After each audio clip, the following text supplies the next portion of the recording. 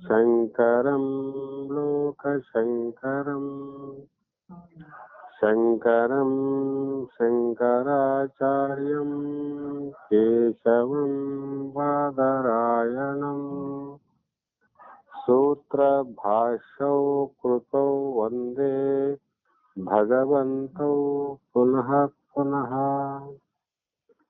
ಜಗದಾದಿ ಜಗದ್ಗುರು ಸಿದ್ಧಾರೂಢರ ಆರೂಢ ಜ್ಯೋತಿ ಶಿವಪುತ್ರ ಮಹಾಸ್ವಾಮಿಗಳ ಶ್ರೋತ್ರಿಯ ಬ್ರಹ್ಮನಿಷ್ಠ ಬಸವಾನಂದರ ಶ್ರೀಪಾದಗಳಿಗೂ ಅನಂತ ದೀರ್ಘ ದಂಡ ಪ್ರಣಾಮಗಳನ್ನು ಸಮರ್ಪಿಸುತ್ತಾ ಈ ದಿನ ಶ್ರೀ ಶಂಕರ ಭಗವತ್ಪಾದರು ರಚಿಸಿದ ವಿವೇಕ ಚೂಡಾಮಣಿ ಎನ್ನುವ ಗ್ರಂಥದ 207ನೆಯ ಶ್ಲೋಕ ಆನಂದಮಯ ಕೋಶದ ವಿಚಾರದ ಬಗ್ಗೆ ಮಹಾತ್ಮರು ಈ ಆನಂದಮಯ ಕೋಶವು ಕೂಡ ಆತ್ಮ ಆಗಬಹುದೇ ಅಂತ ವಿಚಾರಿಸಿದರೆ ಅನುಭವದಿಂದ ನೋಡಲು ಹಿಂದಿನ 4 ಕೋಶಗಳು ಹೇಗೆ ಆತ್ಮವಲ್ಲವೋ ಅದರಂತೆ ಈ ಮುಂದಿನ ಆನಂದಮಯ ಕೋಶವು ಕೂಡ ಆತ್ಮವಾಗಲು ಸಾಧ್ಯಬಹುದೇ ಎಂದು ಸಾಧ್ಯ ಇಲ್ಲ. ಕಾರಣ ಏನು ಅಂದ್ರೆ ಆನಂದ ಪ್ರತಿಬಿಂಬ ಚುಂಬಿತ ತನುವೃತ್ತಿ ಸ್ತಮೋ ಜುಂಬಿತ ಶಾದಾನಂದಮಯ ಪ್ರಿಯಾದಿ ಗುಣಕ ಶ್ರೇಷ್ಠಾರ್ಥ ಲಾಭೋದಯ ಪುಣ್ಯ ಸ್ವಾನುಭವೇ ವಿಭಾತಿ ಕೃತಿನಾಮಾನಂದ ರೂಪ ಸ್ವಯಂ ಭೂತ್ವ ಆನಂದದತಿ ಯತ್ರ ಸಾಧು ತನುಬೃಣ್ಯಾತ್ಮ ಪ್ರಯತ್ನಂ ವಿನಃ ಅಂತ ಶ್ಲೋಕದ ಅಭಿಪ್ರಾಯವನ್ನು ಹೇಳ್ತಾರೆ. ಆನಂದ ಪ್ರತಿಬಿಂಬ ಚುಂಬಿತ ತನು ಅಂತ. ಆನಂದದ ಪ್ರತಿಬಿಂಬದಿಂದ ವ್ಯಾಪಕವಾದ ಸ್ವರೂಪವುಳ್ಳದ್ದೇ ತಮೋಜುಂಬಿತ ಅಂದ್ರೆ ಅವಿದ್ಯೆ ಎಂಬ ತಮಸ್ಸಿನಿಂದ. ಅಂದರೆ ಆನಂದದ ಪ್ರತಿಬಿಂಬದಿಂದ ವ್ಯಾಪ್ತವಾದ ಸ್ವರೂಪವುಳ್ಳ ಅವಿದ್ಯೆ ಎಂಬ ತಮಸ್ಸಿನಿಂದ ಹುಟ್ಟಿದ ವೃತ್ತಿ. ಇದು ಎದರಿಂದ ಹುಟ್ಟ್ಯದಂದ್ರೆ ಆನಂದದಿಂದ ಅಲ್ಲ, ಆನಂದದ ಪ್ರತಿಬಿಂಬದಿಂದ. ಅಂದ್ರೆ ಅರ್ಥಾತ್ ಇದು ಕೂಡ ಉಪಾಧಿಯಿಂದ ತೋರುವ ಆನಂದ. ಕನ್ನಡೆಯಿಂದ ತೋರುವ ಸೂರ್ಯ ಚಂದ್ರ ಇದ್ದಂತೆ. ನೀರಿನ ಉಪಾಧಿಯಿಂದ ಸೂರ್ಯ ಚಂದ್ರ ತೋರಿದಂತೆ. ತೋರಿದ್ರು ಕೂಡ ನಿಜವಾದ ಸೂರ್ಯ ಚಂದ್ರರು ಅಲ್ಲ. ನೀರಿನಲ್ಲಿ ತೋರಿದ್ರು ಕೂಡ ನಿಜವಾದ ಸೂರ್ಯ ಚಂದ್ರ ಅಲ್ಲ. ಕನ್ನಡಿಯಲ್ಲಿ ತೋರಿದ್ರು ಕೂಡ ಆ ನಿಜವಾದ ಸೂರ್ಯ ಚಂದ್ರರು ಅಲ್ಲ ಅಂತ. ಯಾಕೆ ಅಂದ್ರೆ ಇವೆಲ್ಲ ಪ್ರತಿಬಿಂಬದಿಂದ ಉತ್ಪತ್ತಿಯಾದವು. ಬಿಂಬರೂಪವಾದ ಸೂರ್ಯಚಂದ್ರ ಆಕಾಶದಲ್ಲಿದ್ದಾರೆ ವಿನಃ ಈ ನೀರಿನಲ್ಲಿ ಮತ್ತು ಕನ್ನಡಿಯಲ್ಲಿ ಇಲ್ಲ. ಇದ್ದಂತೆ ತೋರಿದರೂ ಕೂಡ ನಿಜವಾದ ಸೂರ್ಯ ಚಂದ್ರರು ಅಲ್ಲ. ಅಂತೆಯೇ ನಮಗೆ ಆನಂದ ತೋರ್ತದ ನೋಡ್ರಿ ಕೆಲವು ಸಲ. ಆ ಆನಂದದಿಂದ ಪ್ರಿಯ ಮೋದ ಪ್ರಮೋದ ಗುಣಗಳಿಗೆ ಒಳಪಟ್ಟು ನಮಗೆ ಒಂದು ವಸ್ತು ಪ್ರಿಯ ಅಂತ ಅನ್ನಿಸಿಕೊಂಡಾಗ ಆ ವಸ್ತುವಿನ ಮೇಲೆ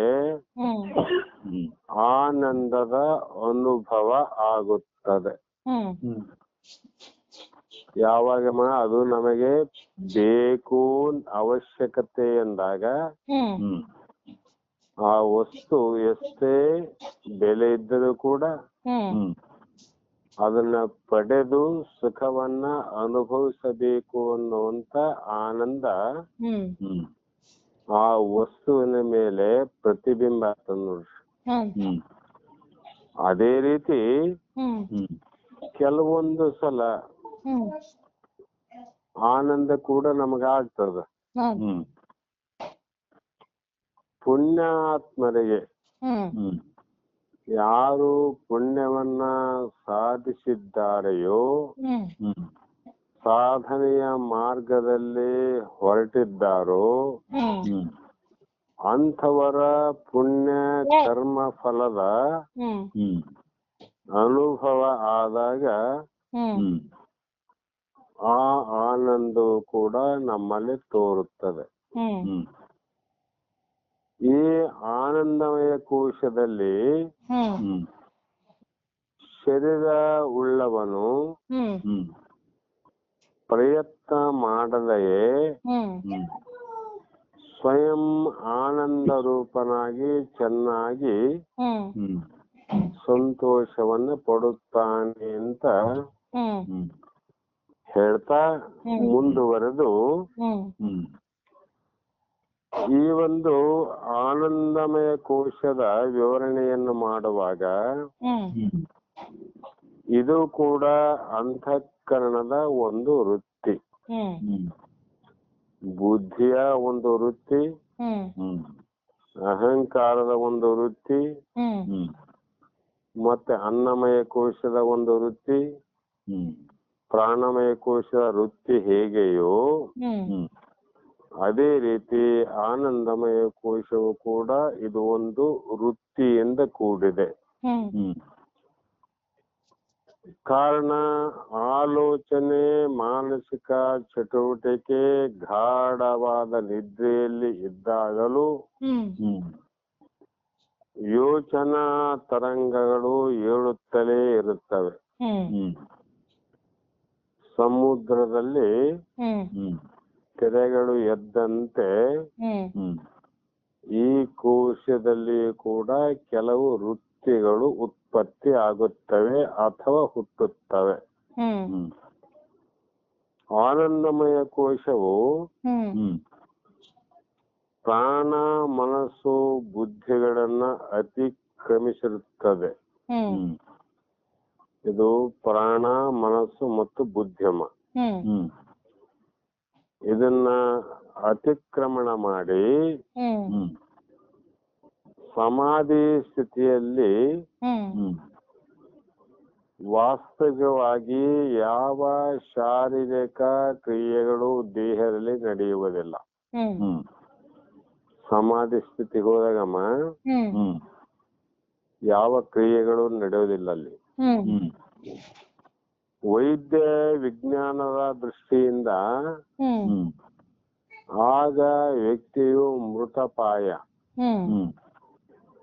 ಪ್ರಾಣ ಹೋದ ಹೆಣದಲ್ಲಿ ಕ್ರಿಯೆ ಹೇಗೆ ಇಲ್ಲವೋ ಅದೇ ರೀತಿಯಾಗಿ ಬದುಕಿದ್ದಾಗ ಸಮಾಧಿ ಸ್ಥಿತಿಯಲ್ಲಿ ಇದ್ದಾಗ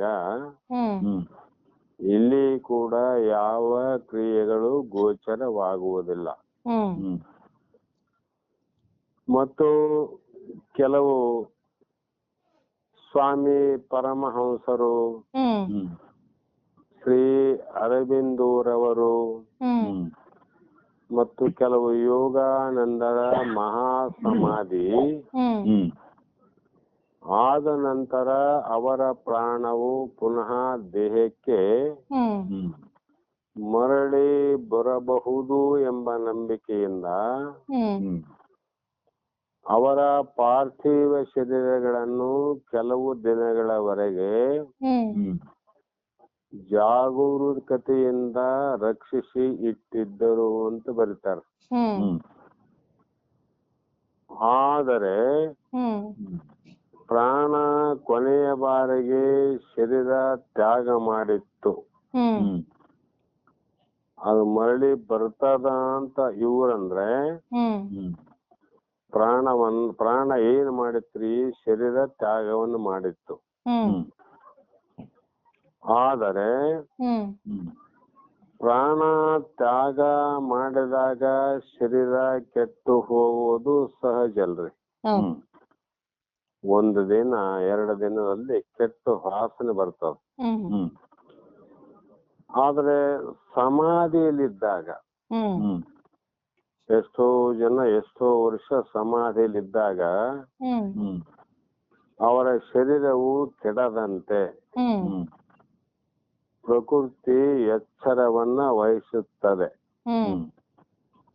ಹೌದಿಲ್ಲಮ್ಮ? ಅವ್ರು ಕೆಟ್ಟಿಲ್ಲಲ್ಲ. ಆ ವ್ಯಕ್ತಿಯ ಕರ್ಮವು ಪೂರ್ಣವಾಗಿ ಕ್ಷಯಿಸದಿದ್ದರೆ ಪುನಃ ಅವನ ಬರುವಿಗಾಗಿ ದೇಹವು ಪ್ರಕೃತಿಯಿಂದ ರಕ್ಷಿಸಲ್ಪಟ್ಟಿರುತ್ತದೆ. ಯಾಕೆ ಅಂದರೆ ಅವನ ಪೂರ್ವ ಜನ್ಮದ ಕರ್ಮಗಳು ನಾಶ ಆಗದೆ ಉಳಿದಿದ್ದರೆ ಪುನಃ ಅವನು ಈ ಕರ್ಮ ಭೋಗಗಳನ್ನ ಮುಗಿಸಕೋಸ್ಕರ ಅವನ ದೇಹ ಬೇಕಲ್ಲಮ್ಮ. ಆ ಕಾರಣ ಆ ದೇಹದ ಬರುವಿಕೆಗಾಗಿ ಪ್ರಾಣದ ಬರುವಿಕೆಗಾಗಿ ಪ್ರಕೃತಿಯಿಂದ ರಕ್ಷಣೆಯಾಗುತ್ತದೆ. ಯಾವ ಕಾರಣಕ್ಕಾಗಿ ಅಂದ್ರೆ ಆತನ ಕರ್ಮ ಭೋಗದ ಕಾರಣಕ್ಕಾಗಿ. ಮತ್ತ ಅವನ್ ಮಾಡಿದ ಕರ್ಮ ಯಾರು ಊಟ ಮಾಡ್ಬೇಕ್ರಿ? ಅದಕ್ಕಾಗಿ ಪ್ರಕೃತಿಯ ರಕ್ಷಣೆ ಮಾಡತ್ತದಂತ ಹೇಳಿದ್ರು ನೋಡ್ರಿ. ಆದರೆ ಆ ದೇಹದಲ್ಲಿ ಅವನು ಮಾಡುವ ಕರ್ಮ ಮುಗಿದಿದ್ದರೆ ಸಮಾಧಿ ಸ್ಥಿತಿಯಲ್ಲಿ ಯಾರು ಕೂತಾರಲ್ಲಮ್ಮ, ಅವ್ರದ್ದು ಕರ್ಮ ಮುಗಿದಿತ್ತು ಅಲ್ಲಿಗೆ ಅಂದ್ರೆ ಅಲ್ಲಿಗೆ ಅದು ಮೃತವಾದಂತೆ, ನಮ್ಮ ಆ ಶರೀರ ನಾಶವಾದಂಗೆ. ಸಮಾಧಿಯ ಸ್ಥಿತಿ ಯಾಕೆ ನಾಶ ಆಯ್ತಮ್ಮ? ಕರ್ಮ ಇಲ್ಲಲ್ಲ. ಅಂದ್ರೆ ನಮ್ಮ ಕರ್ಮ ಇರುವ ತನಕ ದೇಹ ಇರುತ್ತದೆ ಅಂತ ಇದು ಒಂದು ಹೊಸ ದೃಷ್ಟಾಂತ. ನಮ್ಮ ಕರ್ಮ ಮುಗಿಯುವವರೆಗೆ ಈ ದೇಹ ಇದ್ದೇ ಇರುತ್ತದೆ. ಕರ್ಮ ಯಾವಾಗ ಮುಗಿಯುತ್ತದೆ ದೇಹವು ಬಿದ್ದು ಹೋಗುತ್ತದೆ. ಅದಕ್ಕಾಗಿ ಶಾಸ್ತ್ರಗಳಲ್ಲಿ ಪದೇ ಪದೇ ಹೇಳೋದು ಕರ್ಮಜನ್ಯ ಶರೀರ. ಕರ್ಮ ಮಾಡೇ ಹುಟ್ಟೇವಿ, ಕರ್ಮವನ್ನ ಅನುಭವಿಸ್ತಾ ಹೋಗುವಿನಃ ತಾ ಮಾಡಿದ ಕರ್ಮ ಇನ್ಯಾರಿಗೂ ಕೊಡೋಕ್ ಬರೋದಿಲ್ಲ. ಮೊದಲು ಸಮಾಧಿಯ ಸ್ಥಿತಿಯಲ್ಲಿ ಎಲ್ಲಾ ಮಾನಸಿಕ ಯೋಚನೆಗಳು ಸಂಪೂರ್ಣವಾಗಿ ನಿಂತು ಹೋಗಿರುತ್ತವೆ. ಸಮಾಧಿ ಸ್ಥಿತಿಯಲ್ಲಿ ನಮ್ಮ ಈಗ ಮೂರ್ಛಾವಸ್ಥೆಯಲ್ಲಿ ಅಂತ ಹೇಳಿವಿ ಹಿಂದೆ, ಅಥವಾ ನಿದ್ರಾವಸ್ಥೆಯಲ್ಲಿ ನಮ್ಮ ಅನುಭವ ಏನಾಗ್ತದಂದ್ರ ಬುದ್ಧಿ, ಮನ, ದೇಹ ಇವು ಮೂರರ ಕ್ರಿಯೆಗಳು ನಿಂತು ಹೋಗುತ್ತವೆ.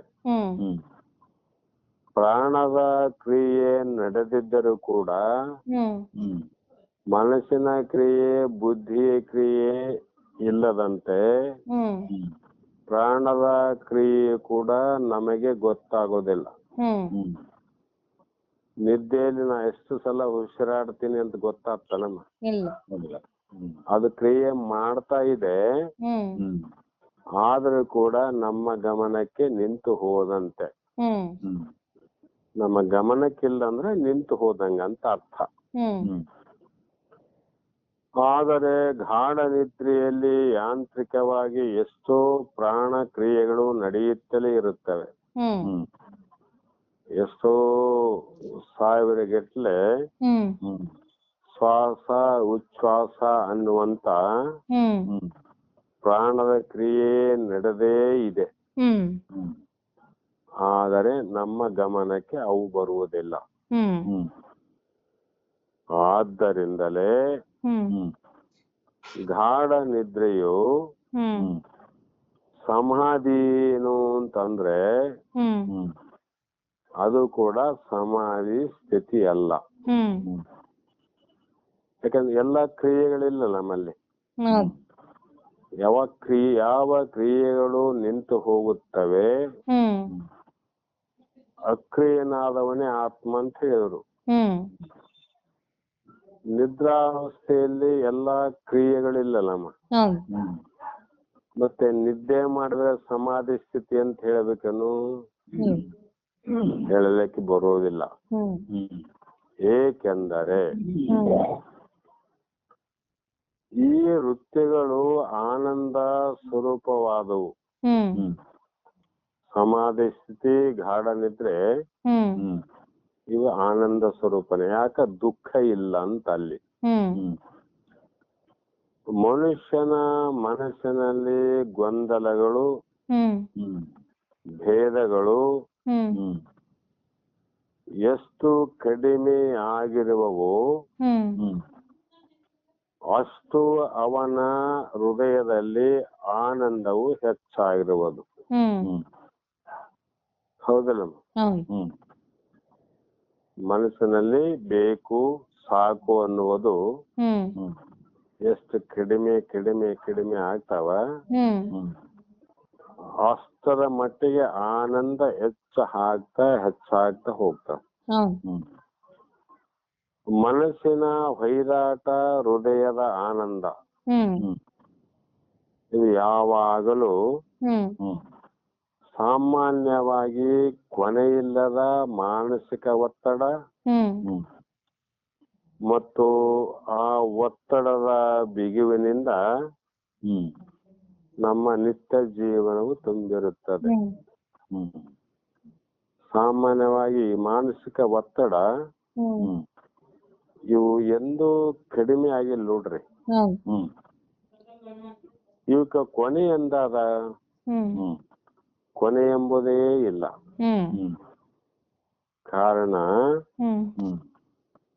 ಮನಸ್ಸು ಅದು ಅತ್ತಿಂದ ಇತ್ತಲಿಂದ ಅತ್ತ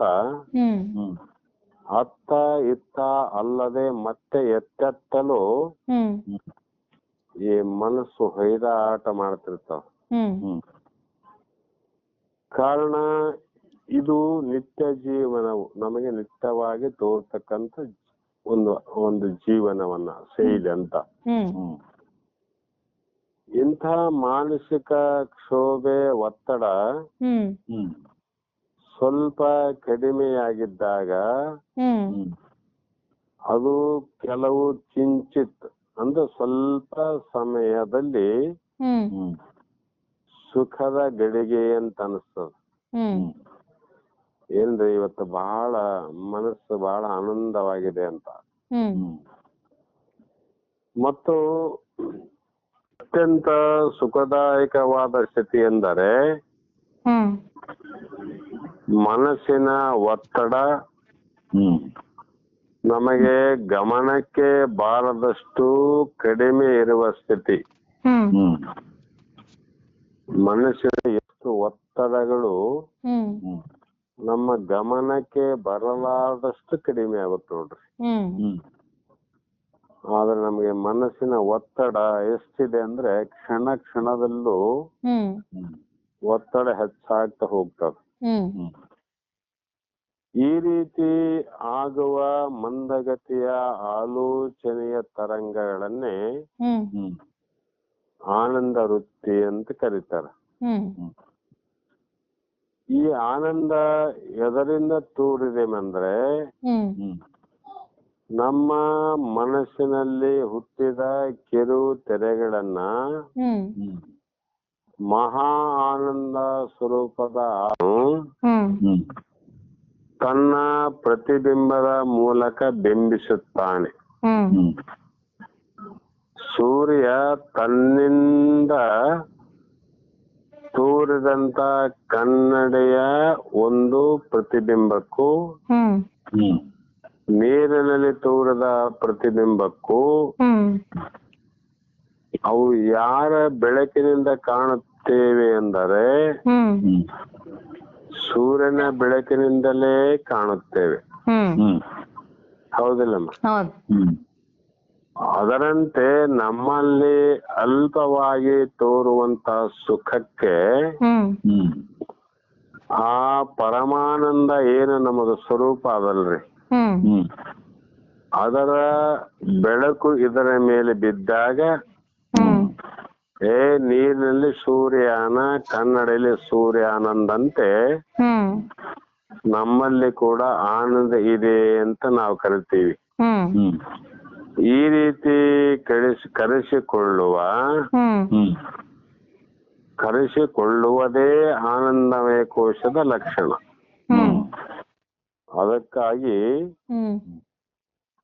ಆತ್ಮವನ್ನ ಅರಿಯದಿದ್ದಾಗ ಮನಸ್ಸಿನಲ್ಲಿ ಯೋಚನೆಗಳು, ಚಿಂತನೆಗಳು, ದುಃಖಗಳು, ನಾನಾ ಕಷ್ಟಗಳು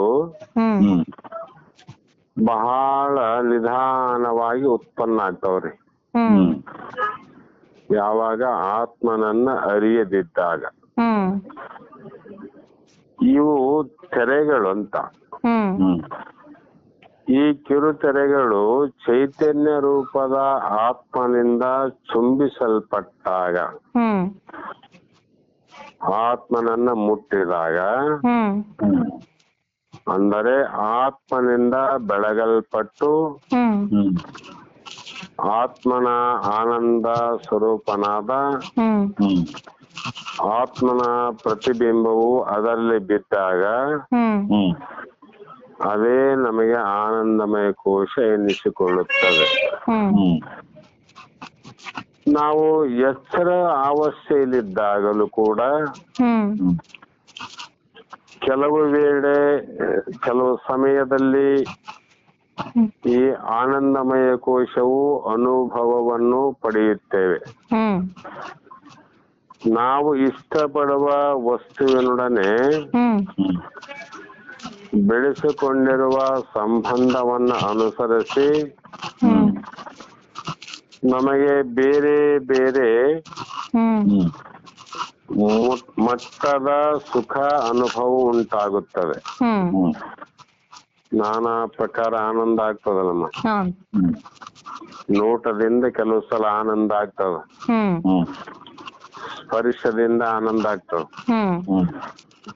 ಆನಂದ ಇಲ್ಲಲ್ರಿ ವಸ್ತುಗಳಲ್ಲಿ, ಇಲ್ಲದಿದ್ದರೂ ಕೂಡ ಸ್ಪರ್ಶ ಆನಂದ, ನೇತ್ರಾನಂದ, ಶಬ್ದ ಕೇಳಿದಾಗ ಆನಂದ, ವಾಸನ ಆನಂದ, ವಿಷಯ ಆನಂದ, ರಸದ ಆನಂದ, ಇವೆಲ್ಲವೂ ಕೂಡ ನಮ್ಗೆ ಜಾಗೃತದಲ್ಲಿ ಆಗ್ತಾವಲ್ಲಮ್ಮ. ಅಂದ್ರೆ ಬೇರೆ ಬೇರೆ ಮಟ್ಟದ ಸುಖಾನುಭವ. ಅವನ್ನು ಪ್ರಿಯ, ಮೋದ, ಪ್ರಮೋದವೆಂದು ಶಾಸ್ತ್ರದಲ್ಲಿ ಕರೆಯುತ್ತೇವೆ. ಈ ಪ್ರಿಯ, ಮೋದ ಮತ್ತು ಪ್ರಮೋದ ಎಂಬ ಇವುಗಳು ವಸ್ತುಗಳೊಡನೆ ಅಂತಃಕರಣವು ಸಂಪರ್ಕಿಸಿದಾಗ ಉಂಟಾಗುವ ಅನೇಕ ಮಟ್ಟದ ಸುಖದ ಅನುಭವಗಳು. ನಾವು ಅತ್ಯಂತ ಇಷ್ಟವಾದ ಸಮೀಪದಲ್ಲಿದ್ದಾಗ ಅಥವಾ ಆ ವಸ್ತುವನ್ನ ಕುರಿತು ಬಹಳ ಯೋಚಿಸುತ್ತಿರುವಾಗ ನಾವು ಇನ್ನೂ ಆ ವಸ್ತುವನ್ನು ಮುಟ್ಟಿಲ್ಲ, ಆಗಲೇ ನಮಗೆ ಸುಖ ಉಂಟಾಗುತ್ತದೆ. ಹೇಗೆ ಅಂದ್ರೆ, ಒಬ್ಬ ಯುವಕ, ಒಬ್ಬ ಯುವತಿ ಅವರು ಅವರವರ ಮನೆಯಲ್ಲಿ ಇದ್ದರೂ ಕೂಡ ತಮ್ಮ ತಮ್ಮ ಪ್ರಿಯತಮೆಯನ್ನ ಕುರಿತು ಚಿಂತಿಸುತ್ತಿರುವಾಗ ಹ್ಮ್ ಆ ಪ್ರೇಮಿಗಳಿಗೆ ಆನಂದವಾಗುತ್ತದೆ. ಹ್ಮ್ ಆಗ್ತದಲ್ಲ ಮಾರಿ. ಹೌದು ಅವ್ರು ಎಲ್ಲಿಯಾರ ಅವ್ರವ್ರ ಮನೆಯಲ್ಲಾರ. ಹೌದು ಆದ್ರೆ ಪ್ರಿಯತಮ ಪ್ರಿಯತಮೆಯನ್ನ ಚಿಂತಿಸಿದಾಗ, ಹ್ಮ್ ಪ್ರಿಯತಮೆ ಪ್ರಿಯತಮನನ್ನ ಚಿಂತಿಸಿದಾಗ ಹ್ಮ್ ಅವರು ದೂರದಲ್ಲಿದ್ದರೂ ಕೂಡ ಹ್ಮ್ ಆಕೆಯ ಚಿಂತನೆಯೇ ಅವನಿಗೆ ಆನಂದವನ್ನು ಕೊಡ್ತಾನೆ ನೋಡ್ರಿ. ಹೌದು ಬರೀ ಚಿಂತೆ ಮಾಡೋದ್ರಿಂದ ಆನಂದ ಕೊಡ್ತೀನಿ ನೋಡ್ರಿ. ಹೌದು ಈ ರೀತಿ ಹೃದಯದಲ್ಲಿ ಉಂಟಾಗುವ ಈ ಆನಂದ ಅನುಭವವನ್ನ ಹ್ಮ್ ಅವ್ರಿಗೆ ಆನಂದದ ಅನುಭವ ಆಗಿದಿಲ್ರಿ ಸ್ವಲ್ಪ ಹೊತ್ತು. ಹೌದು ಅದಕ್ಕೆ ಏನಂತೀವ್ರಿ, ಪ್ರಿಯ ಎನ್ನುತ್ತಾರೆ. ಹ್ಮ್ ಬರೇ ವಸ್ತುವಿನ ಚಿಂತೆ ಮಾಡೋದ್ರಿಂದ ಹ್ಮ್ ಉಂಟಾಗುವ ಆನಂದಕ್ಕೆ ಪ್ರಿಯ ಪ್ರಿಯ ಅಂತ ಕರಿಬೇಕು. ಹ್ಮ್ ನಾವು ಪ್ರೇಮಿಸುತ್ತಿರುವ ಅಥವಾ ನಮಗೆ ಪ್ರಿಯವಾಗಿರುವ ವಸ್ತು ಹ್ಮ್ ನಮಗೆ ಎದುರಿಗೆ ಸಮೀಪದಲ್ಲಿ ಇದ್ದರೆ ಹ್ಮ್ ಅದೇ ವಸ್ತುವಿನಿಂದ ಇನ್ನಷ್ಟು ಆನಂದ ಅಧಿಕವಾಗುವುದು. ಹ್ಮ್ ಕಾರಣ ಏನು, ಅವ್ರು ಎದುರು ಬದುರು ಪ್ರಿಯತಮ ಇದ್ದಾಗ ಹ್ಮ್ ಮತ್ತೆಷ್ಟು ಆನಂದ ಹೆಚ್ಚಾಗ್ತದೆ. ಈ ಆನಂದ ಅಧಿಕತೆಯನ್ನ, ಈ ರೀತಿ ಹೆಚ್ಚಾಗುವ ಆನಂದಕ್ಕೆ ಮೋದ ಮೋದ ಅಂತ ಕರೀತಾರೆ. ಮತ್ತೆ ನಮಗೆ ಪ್ರಿಯವಾದ ವಸ್ತು ನಾವು ಭೋಗಿಸುತ್ತಿರುವಾಗ, ನಮಗೆ ಮತ್ತೆ ಆನಂದ ಕೊಡುವ ವಸ್ತು ನಮ್ಮ ವಶದಲ್ಲೇ ಇದ್ದಾಗ ನಮ್ಮ ಆನಂದವು ಮತ್ತೆಷ್ಟು ಅಧಿಕವಾಗುತ್ತದೆ.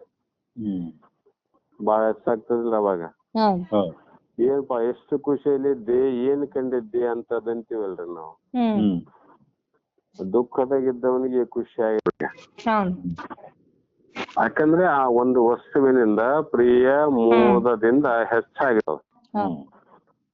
ಈ ಅತಿಶಯವಾದ ಆನಂದವನ್ನ ಪ್ರಮೋದ ಎನ್ನುತ್ತಾರೆ. ನಾವು ಇದಕ್ಕಾಗಲೇ ಹಿಂದೆ ಬೇರೆ ಬೇರೆ ದೃಷ್ಟಾಂತಗಳನ್ನು ಹೇಳಿವ. ಮಾವಿನ ಹಣ್ಣನ್ನ ನೋಡುವುದು ಪ್ರಿಯ, ಅದು ನನ್ನ ಕೈಯಲ್ಲಿ ಹಿಡಿದಾಗ ಮೋದ, ಅದನ್ನ ಅನುಭವಿಸಿದಾಗ ಪ್ರಮೋದ ಆಯ್ತು ನೋಡ್ರಿ. ಅಂದ್ರೆ ಒಂದಕ್ಕಿಂತ ಒಂದು ಆನಂದ ಹೆಚ್ಚಾಯ್ತಲ್ರಿ. ಹೀಗೆ ಆನಂದ ಸ್ವರೂಪನಾದ ಆತ್ಮನು ಅವನು ಬೆಳಗುವ ವಸ್ತುಗಳೇ ನಮಗೆ ಪ್ರಿಯ. ಹೌದಲ್ರಿ? ಮತ್ತ ಅವುಗಳನ್ನ ಪಡೆದಾಗ ಅಥವಾ ಸಮೀಪ ಹೋದಾಗ ಮೋದ, ಅವುಗಳನ್ನ ಪಡೆದಾಗ ಪ್ರಮೋದ ಉಂಟು ಮಾಡುತ್ತವೆ. ಆಯಾ ಕ್ಷಣಗಳಲ್ಲಿ ನಮಗೆ ಆನಂದಮಯ ಕೋಶದಲ್ಲಿ ಇರುತ್ತೇವೆ. ನಾವು ಯಾವ ಕೋಶದಾಗ ಇರ್ತವಮ್ಮ? ಆನಂದಮಯ ಕೋಶದಲ್ಲಿ ಇರ್ತೀವಿ. ಈ ಆನಂದ ಅನುಭವವು ಉಂಟಾಗುವುದು ಆನಂದವನ್ನ ಕೊಡುವುದೆಂದು ನಾವು ತೀವ್ರವಾಗಿ ಬಯಸಿದ ಸಾಮಗ್ರಿಯ ಸಂಬಂಧದಿಂದ. ಇಲ್ಲಿವರೆಗೆ ಯಾವ ಸಂಬಂಧಮ? ಪ್ರಪಂಚದಲ್ಲಿ ದೇವರ ಬೆಳಕಿನಲ್ಲಿ ಬೆಳಗುವ ವಿಷಯಾದಿಗಳು, ಶಬ್ದ ಸ್ಪರ್ಶ ರೂಪ ರಸಗಂಧಗಳು, ಏಳು ಸಂಬಂಧದಿಂದನೇ ನಮಗ ಆನಂದ ಉಂಟಾಗ್ತದೆ. ಆನಂದವು ಆ ವಸ್ತುಗಳಲ್ಲಿದೆ ಎಂಬ ಭಾವನೆ ನಮ್ಮಲ್ಲಿದ್ದಾಗ ಇದು ಯಾವಾಗ ಸಾಧ್ಯ ಆಗ್ತದಂದ್ರೆ, ನಾವು ಬ್ರಹ್ಮನನ್ನ ಅರಿಯದಿದ್ದಾಗ, ಅಂದರೆ ನಾವು ಅವಿದ್ಯೆಯಲ್ಲಿದ್ದಾಗ ಈ ರೀತಿಯ ಪ್ರಿಯ ಮೋದ ಪ್ರಮೋದದ ಆನಂದಗಳಲ್ಲಿ ನಾವಿರ್ತೀವ್ರಿ. ಹ್ಮ್ ಇವು ಪ್ರಿಯ ಮೋದ ಪ್ರಮೋದದಿಂದ ಆದಂತ